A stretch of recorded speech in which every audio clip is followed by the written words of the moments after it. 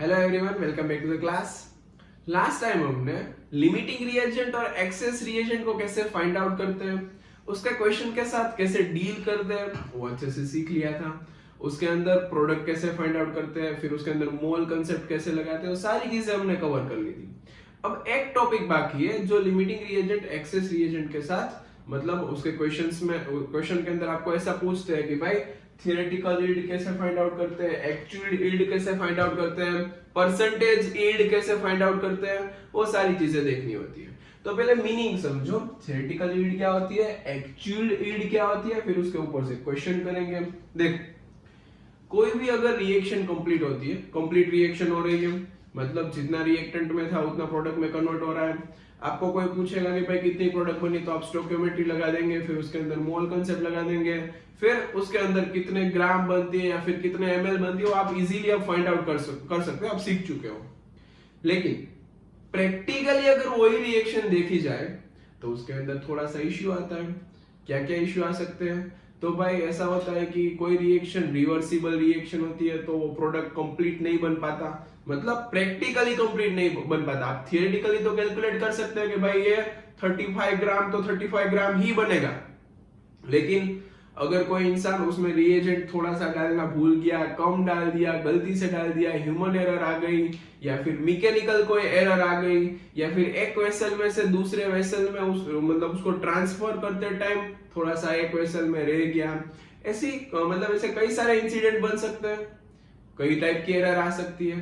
तो इसका मतलब सॉल्यूशन क्या है, कैसे मतलब कर सकते हैं, फाइंड डील कैसे करते हैं? देखो, आप जो मतलब प्रोडक्ट का अमाउंट फाइंड आउट कर रहे हो उसको बोलते हैं थियोरेटिकल यील्ड। मतलब आप जो थियोरी के हिसाब से जा रहे हो, आपको मोल कंसेप्ट पता है, स्टोइकियोमेट्री पता है, कैसे लगाना वो पता है, लिमिटिंग रिएजेंट कैसे फाइंड आउट करना वो पता है, उसके ऊपर से आपने फाइंड आउट कर लिया कि भाई इतना ग्राम बनेगा, उसको बोलते हैं थियोरेटिकल यील्ड। लेकिन प्रैक्टिकली जो रिएक्शन देखी गई वही रिएक्शन, उसमें थोड़ा सा एरर आ गया, तो भाई वहां पे एक्चुअली जो अमाउंट बना वो कितना है, उसको बोलते हैं एक्चुअल यील्ड। और एक टॉपिक आता है परसेंटेज यील्ड। अब परसेंटेज यील्ड कैसे फाइंड आउट कर सकते हैं? तो भाई एक्चुअल यील्ड को थियोरेटिकल यील्ड से डिवाइड करो और मल्टीप्लाई बाय 100 करो तो आपको मिल जाएगा परसेंटेज यील्ड। मतलब आपका प्रोडक्ट है वो 86% प्योर बना है, 90% प्योर बना है, ऐसा बोलते हैं कि 90% प्योर प्रोडक्ट है।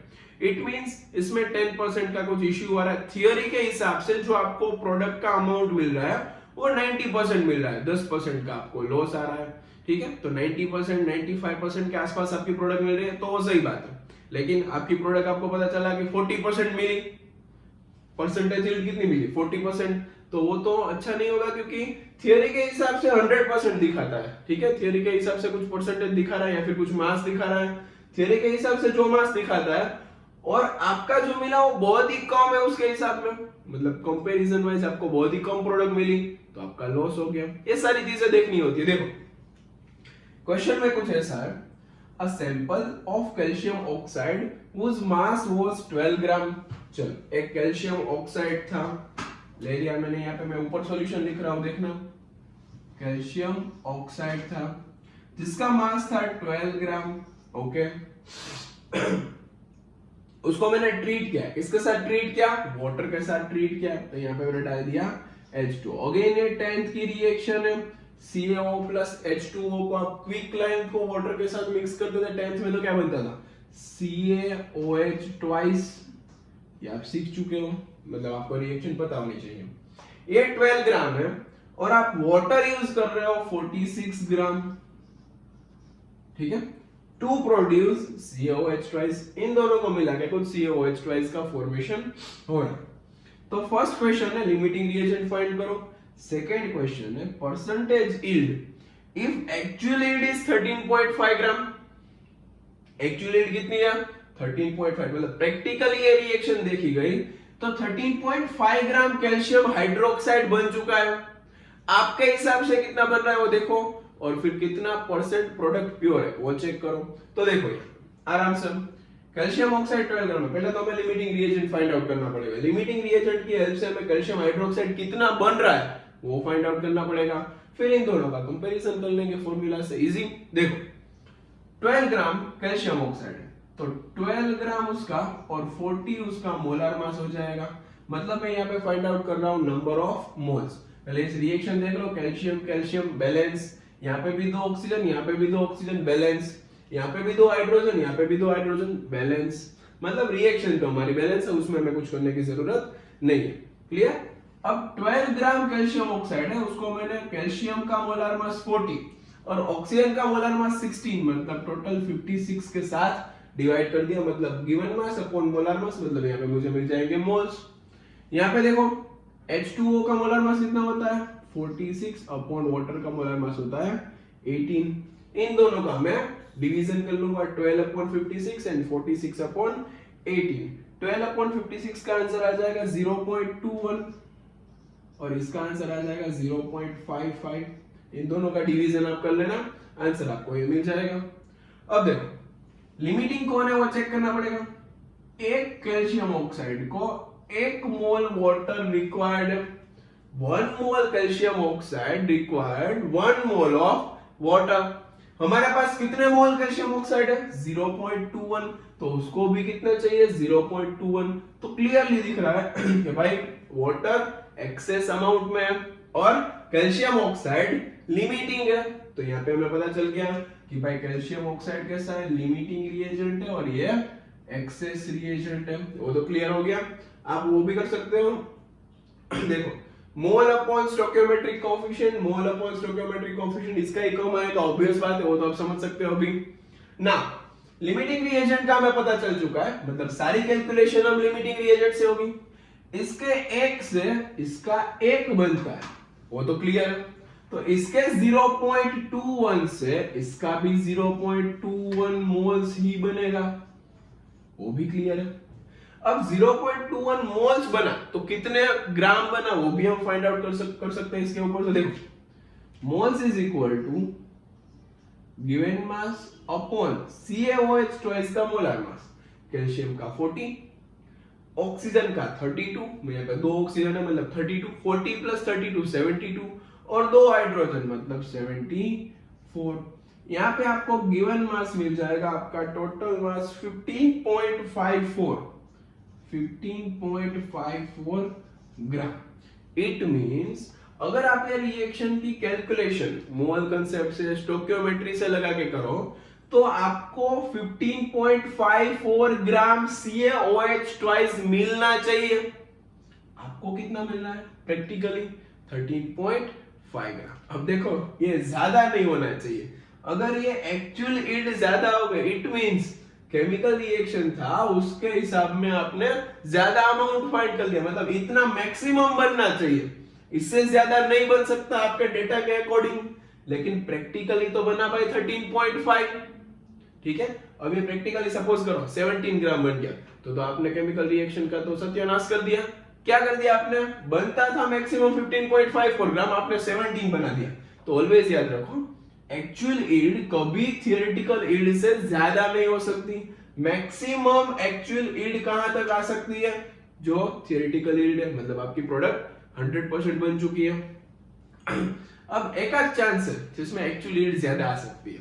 देखो एक ऐसा होता है कि भाई रिएक्शन कंप्लीट की, उसमें आपने मॉइस्चर ज्यादा रख दिया, वाटर जो इवापोरेट करना होता है, कभी कभी रिएक्शन ऐसी होती है जिसमें आप ओवन में डाल के वाटर इवापोरेट करते हो, लेकिन इवापोरेट इतना नहीं हुआ तो वेट बढ़ जाएगा, तभी ज्यादा होता है। लेकिन वो मतलब एक्चुअली उड़ाना तो है ही वाटर, उस हिसाब से ज्यादा बन सकता है, लेकिन कभी भी एक्चुअल यील्ड से थियोरेटिकल यील्ड ज्यादा नहीं हो सकती।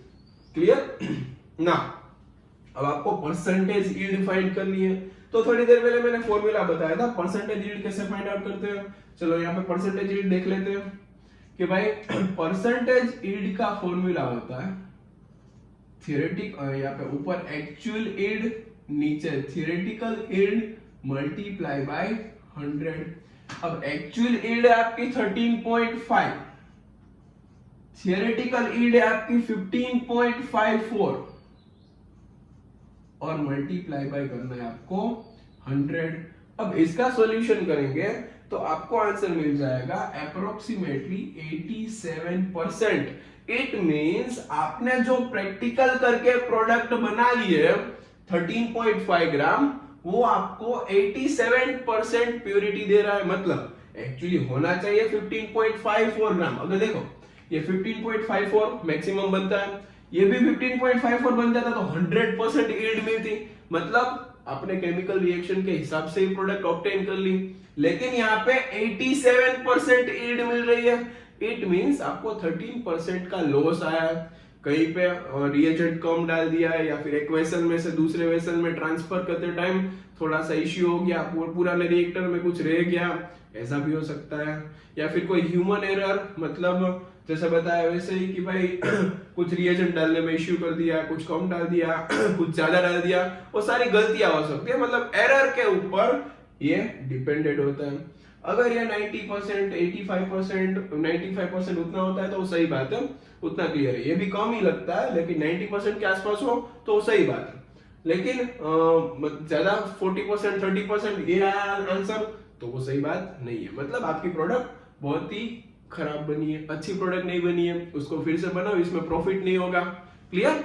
चलो ये नोट डाउन कर लीजिए, क्वेश्चन लिख लीजिए, इसके सिमिलर क्वेश्चन आपको डीपीपी में मिल जाएंगे। नोट डाउन कर लीजिए इसको। चलो आगे का सबने नोट डाउन कर लिया ना। नेक्स्ट टॉपिक है हमारा प्रिंसिपल ऑफ एटॉमिक कंजर्वेशन, जिसको पीओएससी के नाम से जानते हो। पहले थोड़ा सा इसका इंट्रोडक्शन ले लो।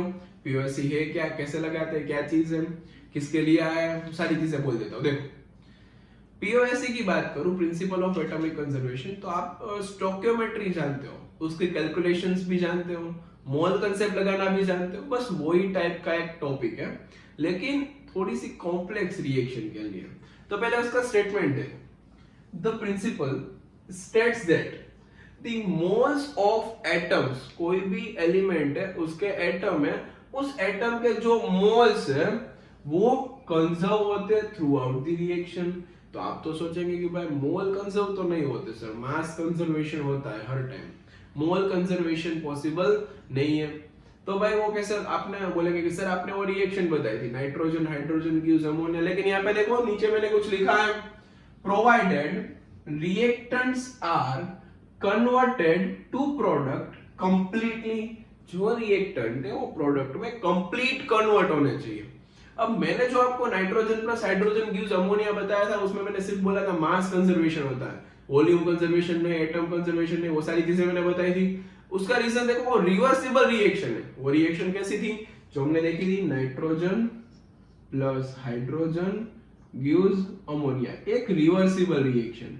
ये कंप्लीट नहीं होती, इसको कंप्लीट करने के लिए मतलब आप सीखेंगे आगे कैसे कंप्लीट करना है, लेकिन ये बैकवर्ड डायरेक्शन में भी वही रेट से चालू होता है, फॉरवर्ड डायरेक्शन में भी वही रेट से चालू होता है, मतलब ये कंप्लीट रिएक्शन नहीं है। तो जो कंप्लीट रिएक्शन है उसमें सोचो आप, मैं ऐसा बोलूं कि पोटेशियम क्या, सोडियम क्या 23 ग्राम इसमें है, तो सामने भी 23 ग्राम होने चाहिए।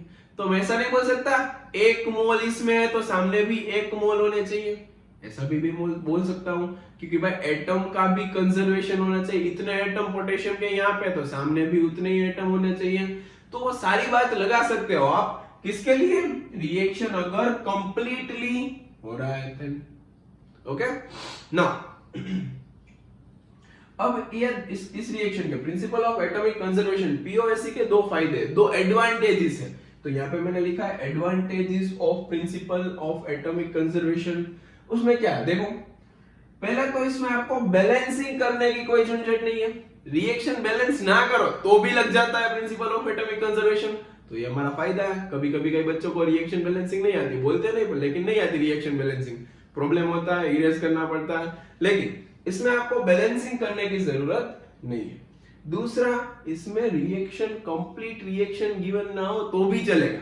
कैसे चलेगा सर? तो मैंने आपको एक क्वेश्चन दिया था, आपको मैंने ऐसा बोला था कैल्शियम में से कैल्शियम कार्बोनेट बन रहा है, तो फिर जिसको मैंने सॉल्यूशन करवाया उस सबको मैंने बोला कि भाई कैल्शियम में से पहले किस में कन्वर्ट करते हैं, कैल्शियम ऑक्साइड में कन्वर्ट करते हैं, फिर कैल्शियम ऑक्साइड में से किस में कन्वर्ट करते हैं, कैल्शियम कार्बोनेट में।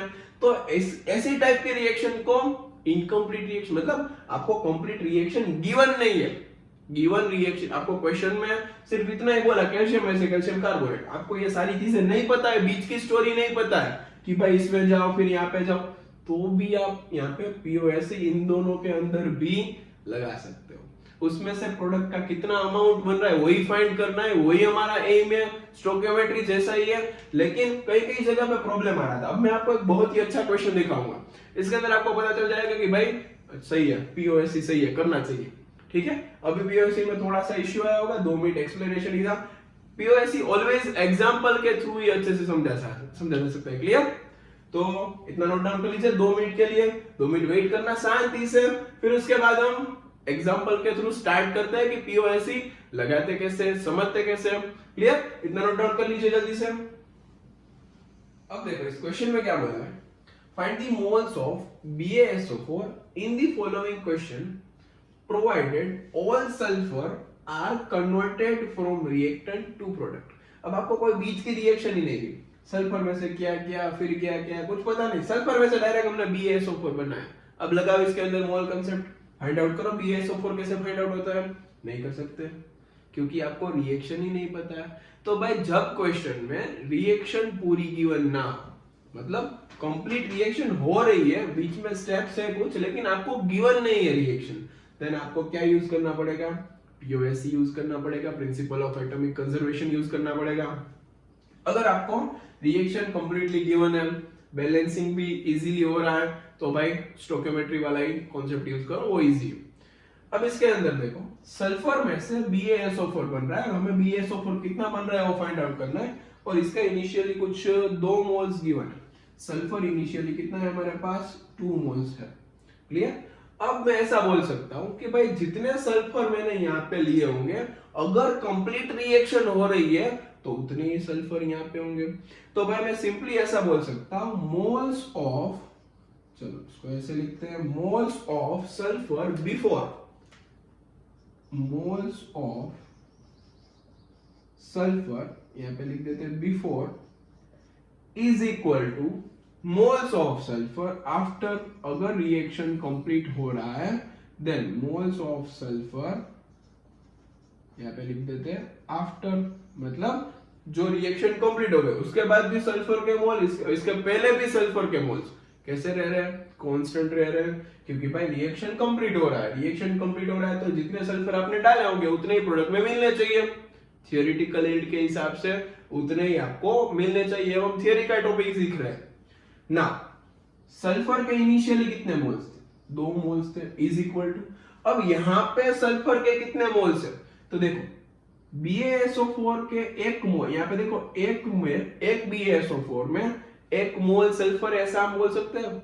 तो भाई सिंपली मैं इसको ऐसा लिख सकता हूं, 1 into मोल्स ऑफ BaSO4, क्योंकि एक BaSO4 में 1 मोल ही सल्फर, 1 मोल बेरियम और 4 मोल ऑक्सीजन अवेलेबल है। तो जितने भी मोल्स BaSO4 के अवेलेबल होंगे उसमें ऑलवेज 1 मोल ही सल्फर रहेगा। तो ये क्या बन गया, सल्फर कितने मोल्स है उसका फॉर्मूला, तो ये दोनों एक ही नहीं बोल सकता हूं। चलो मैं साइड में लिखता हूं कि भाई आपको पूछे कि भाई BaSO4 में सल्फर के कितने मोल्स है।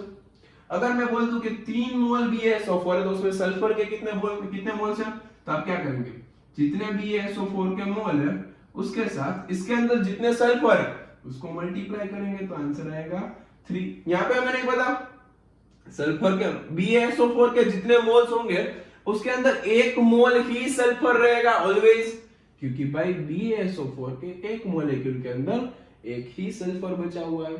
अब आपको ऑक्सीजन का पॉइंट ऑफ व्यू से क्वेश्चन पूछता तो यहाँ पे आपको 4 लिखना पड़ता, 4 into मोल्स ऑफ BaSO4। अब आपको बेरियम के हिसाब से पूछता तो 1 into मोल्स ऑफ BaSO4। दिमाग में घुस गया होगा आई थिंक। क्लियर? नहीं घुसा तो 2-3 बार देखो, इंपॉर्टेंट टॉपिक है। अब आपको ये सब पता होना चाहिए, सारी थियरी समझ में आनी चाहिए ना। यहाँ पे मोल्स ऑफ BaSO4 मुझे इजीली मिल गया, कितने, 2, 3 स्टेप में आंसर आ गया। अब मैं इसकी सल्फर में से क्या क्या बनता होगा, कहां पे पहुंचना होगा, फिर भी ये सारी रिएक्शन को बैलेंस करूं, फिर एक में से दूसरी फाइंड करूं, दूसरी के प्रोडक्ट में से तीसरा फाइंड करूं, तीसरे में से चौथा फाइंड करूं, फिर चौथा में से 5 में मैं BaSO4 मिल जाए उसके साथ रिलेट करूं, फिर BaSO4 के मोल निकालूं, इससे अच्छा पीओएसी लगा दूं, खत्म हो जाएगा। अब यही क्वेश्चन आपको ऑक्सीजन के पॉइंट ऑफ व्यू से पूछा होगा तो कैसे करते हैं, देखो यहाँ पे ऑक्सीजन के पॉइंट ऑफ व्यू से आपको ऐसे पूछ सकते हैं। मैं ऐसा कर देता हूँ, यहाँ पे सल्फर को हटा के वहां पे हम कर देते हैं ऑक्सीजन। चलो सल्फर को हटा के यहाँ पे हम कर रहे हैं ऑक्सीजन। तो यहाँ पे भी क्या आ जाएगा ऑक्सीजन, यहाँ पे भी क्या आ जाएगा ऑक्सीजन। इन दोनों को हटा के फिर देखते हैं ऑक्सीजन के हिसाब से कैसे हो रहा है। देखो यहाँ पे मोल्स ऑफ ऑक्सीजन कितने हैं, यहाँ पे लिख देते हैं moles of oxygen before and moles of oxygen after. उस हिसाब से देख लेते तो उस हिसाब से आंसर आएगा। इनिशियली 2 मोल है। अब देखो आपको ऐसा पूछा है कि भाई ऑक्सीजन यहाँ पे कितना है, देखो तो 4 इंटू मोल्स ऑफ BaSO4 करना पड़ेगा आपको। सिंपली समझो 4 इंटू मोल्स ऑफ BaSO4, क्योंकि ऑक्सीजन के मोल इसके अंदर कितने हैं, एक मोलेक्यूल में 4 ऑक्सीजन, तो 2 मोलेक्यूल में 8 ऑक्सीजन। मतलब जो भी आप बोलो एक मोल के अंदर आपको यहाँ पे 4 मोल ऑक्सीजन मिलेंगे। इस हिसाब से देखो यहाँ पे ऐसा बोल दूं, 1 मोल BaSO4 उसमें ऑक्सीजन 4 मोल्स, ऐसा बोल सकते हैं। एक मोलेक्यूल में 4 ऑक्सीजन, तो 1 मोल BaSO4 में 4 मोल ऑक्सीजन, इजी। तो यहाँ पे 4 इंटू N BaSO4 आ जाएगा, number of moles of BaSO4। Clear. अब इसको 4 मतलब यहाँ पे तो 2 ही है, 2 डिवाइड बाय 4 करो तो यहाँ पे मिल जाएगा 1/2। आपको ऑक्सीजन के 2 मोल दिए इनिशियली, तो ये प्रोडक्ट यहाँ पे देखो सल्फर के 2 मोल थे तो प्रोडक्ट चेंज हो गया। ऑक्सीजन के 2 मोल है तो उस हिसाब से प्रोडक्ट मिलेगा आपको। अगर आपको बेरियम का पूछता तो उस हिसाब से मिलता, लेकिन इनिशियली जो जितना डाला है उस हिसाब से आपको प्रोडक्ट मिल रहा है। ठीक है। अब देखो ये मत समझना कि सल्फर के 2 मोल डाले थे, यहाँ पे ऑक्सीजन के भी 2 मोल डाले, आंसर सेम आना चाहिए। नहीं, अगर ऑक्सीजन और यहाँ पे सल्फर दोनों सेम अमाउंट में होते तो हो सकता था, लेकिन यहाँ पे 4 टाइम ज्यादा है तो देखो 4 टाइम कम हो गया। समझ में आ रहा है? तो सिंपली एक बार और समझ लो, रिवाइज कर लो। ऑक्सीजन आपको इनिशियली दिया है, उसमें से आपको आगे आगे आगे रिएक्शन करके BaSO4 बनाना है। इनिशियली ऑक्सीजन 2 मोल है तो BaSO4 कितना मोल बनेगा वो पूछा था, तो मैंने एटॉमिक कंजर्वेशन लगा दिया। जितने मोल्स ऑक्सीजन रिएक्टेंट में होंगे मतलब पहले होंगे उतने ही बाद में होंगे, क्योंकि कंजर्वेशन हो रहा है, क्योंकि यहाँ पे रिएक्शन कंप्लीट हो रही है। समझ में आया ना? यहाँ पे देखो ऑक्सीजन के इनिशियली 2 मोल्स थे, फाइनल ऑक्सीजन के कितने मोल्स है, तो कि जितने मोल्स BaSO4 होंगे उसके 4 टाइम ज्यादा, क्योंकि एक मोलेक्यूल BaSO4 का ले लो तो 4 एटम ऑक्सीजन के मिलते हैं। एक मोलेक्यूल में 4 एटम, तो एक मोल में 4 मोल। दिमाग में घुस रहा है? यहाँ पे आ जाएगा 4 into moles of BaSO4। Moles of BaSO4 निकाल लो, काम खत्म हो गया। क्लियर? तो इसको नोट डाउन करो। अब एक बहुत ही अच्छा क्वेश्चन आपके सामने आ रहा है, एक बेसिक लेवल का क्वेश्चन था, इसको नोट डाउन कर लीजिए। ओके, क्वेश्चन को ऑब्जर्व करो अच्छे से। क्वेश्चन में कुछ ऐसा गिवन है, अब देखो इंपॉर्टेंट क्वेश्चन है, बहुत ही अच्छा क्वेश्चन है। देखो इसके अंदर 27.6 ग्राम K2CO3 was treated by a series of reagent। बहुत ही ज्यादा रिएजेंट उसके अंदर डाल दिए, सीरीज ऑफ रिएजेंट डाल दिए, to convert all of its carbon to this K2ZN3 FeCN6 twice. कितना बड़ा कंपाउंड बना दिया, इसमें इतनी चीजें सीक्वेंस में डाली गई कि इसमें से ये कंपाउंड बन गया। आपको पूछा है कि भाई calculate the weight of product, अगर ये 27.9 ग्राम है तो ये फाइंड आउट करो। अब लगाओ किसी में हिम्मत है तो मोल कांसेप्ट इसके अंदर नहीं लगा सकते आप, इसके अंदर मोल कांसेप्ट स्टोइकियोमेट्री के हिसाब से कैलकुलेशन ही नहीं हो सकती। ठीक है, समझ रहे हो बात को? देखो ये 27.9 ग्राम डाला, तो जितने कार्बन इसमें होंगे उतने ही प्रोडक्ट में होने चाहिए। समझ में आ रहा है? बीच में कोई कार्बन वाली प्रोडक्ट नहीं डाली, मतलब जितने कार्बन इसमें थे उतने ही कार्बन उसमें होने चाहिए। देखो क्या पूछा है, to convert all of its carbon to this, मतलब सारे कार्बन इसमें कन्वर्ट कर दिए, बीच में कोई कार्बन नहीं डाला। मतलब जितने कार्बन इसमें होंगे, जितने मोल्स कार्बन इसमें होंगे, इतने ही मोल्स कार्बन इसमें होंगे, क्योंकि ये कंप्लीट रिएक्शन है, कंप्लीट कन्वर्जन हो रहा है कार्बन का। तो हमें इतना पता चला कि भाई K2CO3 में से सेवरल स्टेप में रिएक्शन करवाने पे K2ZN thrice FeCN6 twice ऐसा कंपाउंड बन चुका है। अब यहाँ पे moles of carbon before is equal two moles of carbon after में लिख सकता हूं। कितना इसे इतने में खत्म हो जाएगा। देखो moles of carbon before is always equal to moles of carbon after if your reaction is complete। मतलब रिएक्शन कंप्लीट हो रहा है। देखो यहाँ पे convert all of its carbon, सारे कार्बन को कन्वर्ट कर रहे हैं, मतलब कंप्लीट रिएक्शन हो रही है ना। कार्बन के इनिशियली कितने मोल्स थे वो हमें देखना पड़ेगा। तो देखो यहाँ पे अगर मैं ऐसा बोलूं कि ये n मोल है, n हिसाब से लास्ट टाइम कैसे समझा था, एक मोलेक्यूल में एक कार्बन है तो दो मोलेक्यूल में दो कार्बन, तीन मोलेक्यूल में तीन कार्बन के एटम, चार मोलेक्यूल में चार कार्बन के एटम, Na मोलेक्यूल में 4Na कार्बन n मोलेक्यूल में Na कार्बन के एटम। इट मींस यहाँ पे आप मोल्स ऑफ K2CO3 जितना भी लेंगे, मोल्स ऑफ K2CO3 जितना भी लेंगे उसको मल्टीप्लाई बाय 1 करो, उतने कार्बन के मोल्स बिफोर हमारे पास है। दिमाग में घुस रहा है, ये चीज पता होनी चाहिए। K2CO3 के जितने मोल इनिशियली थे देखो उसको एक से मल्टीप्लाई करो, उतने मोल कार्बन के होंगे इसके अंदर, क्योंकि एक मोलेक्यूल में एक कार्बन है तो जितने भी मोल्स लेंगे उसको मल्टीप्लाई बाय 1 कर देंगे, उतने कार्बन के मोल्स मिल जाएंगे। यहां पे देखो एक बार और समझेंगे, मोल्स ऑफ कार्बन आफ्टर, अब एक में 12 कार्बन है, CN6 ट्वाइस 12 कार्बन है, तो इसके जितने भी मोल्स बनेंगे उसमें कार्बन के मोल्स कितने होंगे, एक मोलेक्यूल में 12 कार्बन, 12 कार्बन के एटम, एक मोलेक्यूल में 12 कार्बन के एटम, तो दो मोलेक्यूल में 24 कार्बन के एटम, n मोलेक्यूल में 12 इंटू Na कार्बन के एटम मतलब 12 मोल कार्बन के एटम। तो भाई यहां पे मैं ऐसा लिख सकता हूं 12 इंटू जितने भी मोल्स है किसके, K2Zn3 FeCN6 ट्वाइस। क्लियर, इसके जितने भी मोल्स होंगे उसको 12 से मल्टीप्लाई करो, इतने कार्बन के मोल्स होंगे, ये कहना चाहता हूं। दिमाग में अच्छे से समझना, कॉम्प्लिकेटेड है थोड़ा सा, 2-3 बार देख लेना फिर से। अब K2CO3 के मोल्स मतलब given mass of K2CO3 upon molar mass of K2CO3। अभी इस 1 को मैं ना लिखूं तो चलेगा। अब यहां पे आ जाओ, 12 into given mass of this K2Zn thrice FeCN6 twice upon molar mass of this K2Zn3 FeCN6 twice। अब इसके अंदर मैं सिंपली मोल कंसेप्ट लगा सकता हूं, मतलब सिंपली इसके अंदर मैं डेटा ऐड कर सकता हूं। गिवन मास इसका कितना है, देखो यहां पे मैं कैलकुलेट कर रहा हूं, इसका गिवन मास कितना है 27.6 ग्राम। ओके, अब K2CO3 का मोलर मास हमें कैलकुलेट करना है, तो भाई K2CO3 का मोलर मास 138 हो जाएंगे। देखो कैलकुलेट करते हैं। पोटेशियम 19 नंबर का एलिमेंट, 19 2 जा 38 प्लस 1 39, आपको मैंने सिखाया हुआ है। 39 2 जा मतलब 42 जा 80 होता है, तो 39 2 जा 78 होगा। 78 प्लस कार्बन के 12 मतलब 90 हो गया।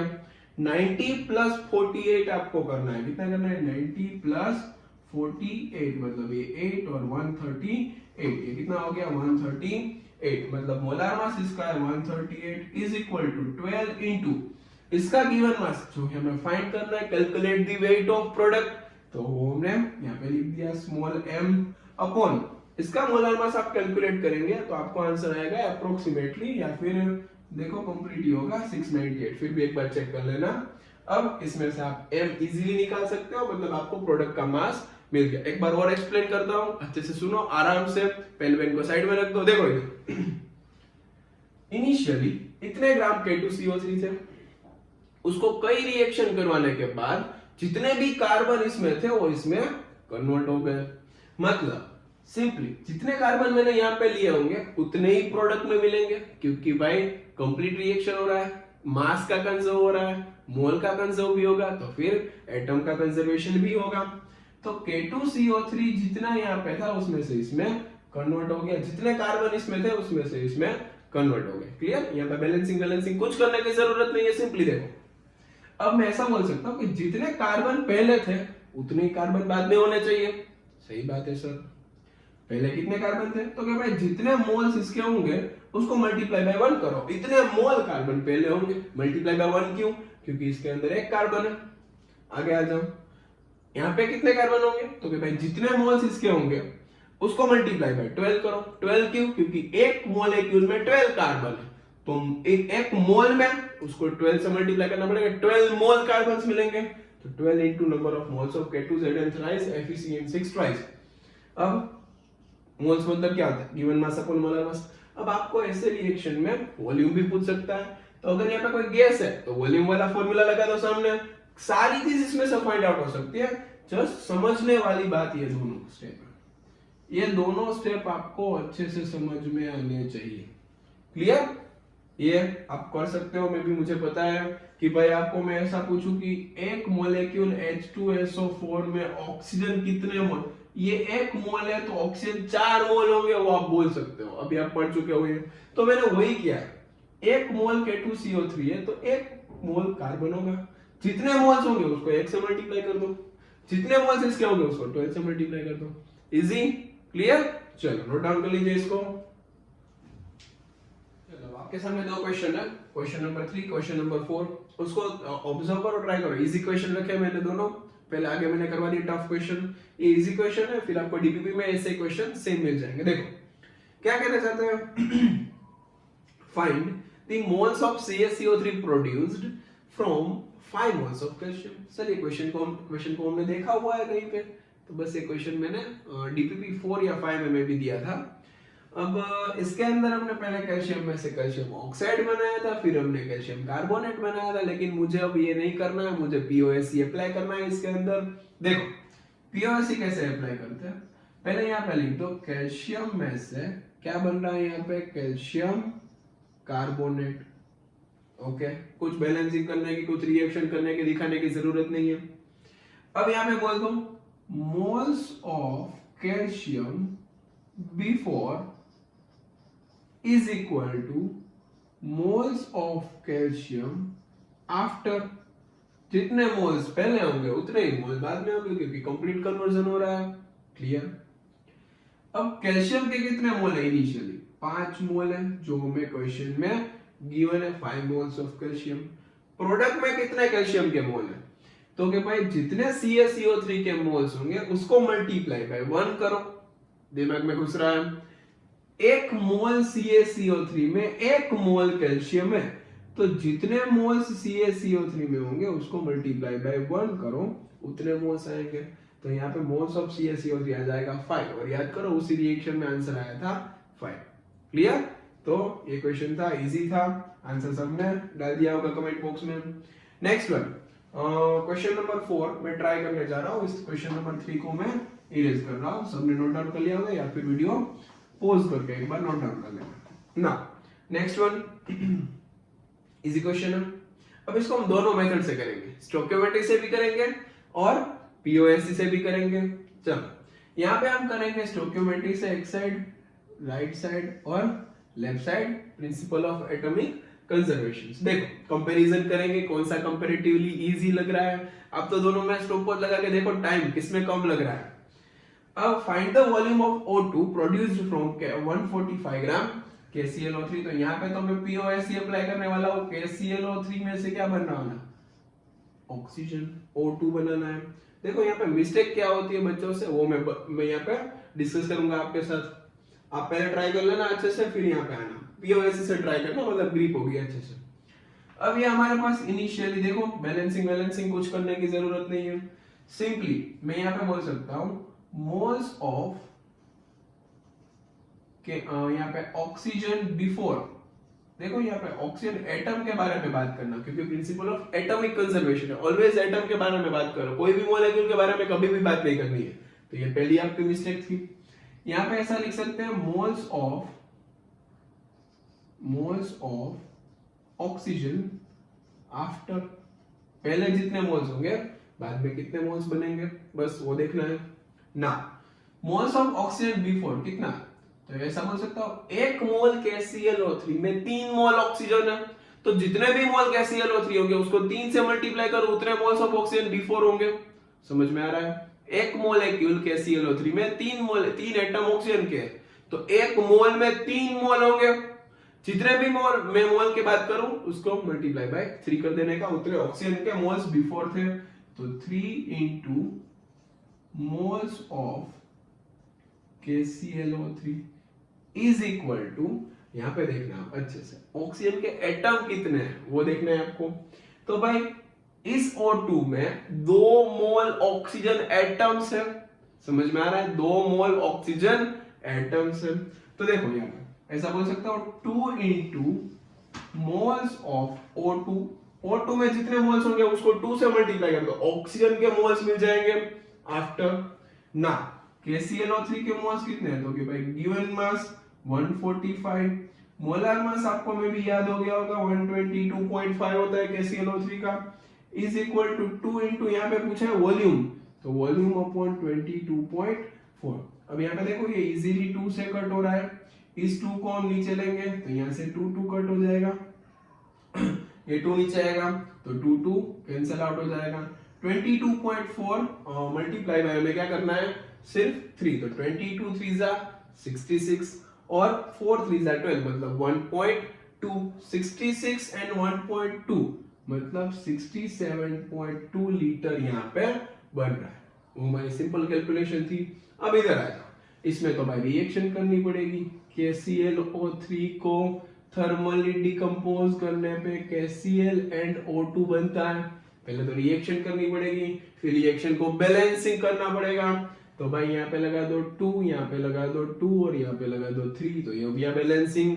आप सबको पता होगा बैलेंसिंग आता होगा। अब इसका और इसका मोल कंसेप्ट लगा, मोल्स ऑफ, यहाँ पे देखो इसके मोल्स कितने, मैं डायरेक्टली लिख रहा हूँ 2 मोल्स 145.1, मतलब यहाँ पे मोल्स तो हमारे पास 2 मोल्स है, तो moles upon stoichiometric coefficient is equal to, यहाँ पे देखो मोल्स अपॉन स्टोइकियोमेट्रिक कोएफिशिएंट, इसको ऊपर ले जाओ 2 2 कट, मोल्स मिल गए 3, यहाँ पे आ जाएगा volume upon 22.4 is equal to 3, तो इसको ऑपोजिट साइड ले जाओ तो 22.4 मल्टीप्लाई बाय 3 मतलब क्या आ जाएगा 67.2 लीटर। अब इसकी रिएक्शन तो आपको पता थी तो आपने कर लिया, अब रिएक्शन नहीं पता तो क्या करेंगे, तो समझना POSE ओवरऑल इजी है। ये कुछ कुछ रिएक्शन के लिए इजी लगेगा लेकिन POSE ओवरऑल इजी है, मतलब रिएक्शन जो नहीं पता उसके लिए भी आप अप्लाई कर सकते हो, जो रिएक्शन पता उसमें ये करो। क्लियर, मतलब जिस एक ओवरऑल कंक्लूजन ले लो कि भाई जो रिएक्शन आपको गिवन है, स्टोइकियोमेट्री भी पता है, उसमें स्टोइकियोमेट्री की हेल्प से मोल कंसेप्ट लगा के कैलकुलेशन करो। जो रिएक्शन आपको मतलब ऐसे क्वेश्चन दे रहे हैं जिसमें आपको रिएक्शन नहीं पता है, कंप्लीट रिएक्शन नहीं हो सकती, जैसे आगे का क्वेश्चन देखा आपने कैसा था, उसमें वो कैलकुलेशन नहीं हो सकती, तो सिंपली उसके अंदर POSE अप्लाई करो। क्लियर, आई होप सबको अच्छे से समझ में आ गया होगा। इसके सिमिलर क्वेश्चंस आपको DPP में मिल जाएंगे कि भाई POSE कैसे अप्लाई करते हैं। क्लियर, तब तक अच्छे से नेक्स्ट वीडियो की वेट करो। इस वीडियो के नीचे आपको अगले वीडियो का सॉल्यूशन भी मिल जाएगा, ठीक है। और जो मैंने एक DPP अलग से दी वो सॉल्यूशन तो मैंने सारी बेसिस में करवा दिया है, मतलब अभी कुछ करवाने की जरूरत नहीं है। DPP 6 का सॉल्यूशन सिर्फ आपको इसके नीचे से लेना है डिस्क्रिप्शन बॉक्स में से, और DPP 7 इसमें से डाउनलोड करनी है। क्लियर, चलो बाय बाय।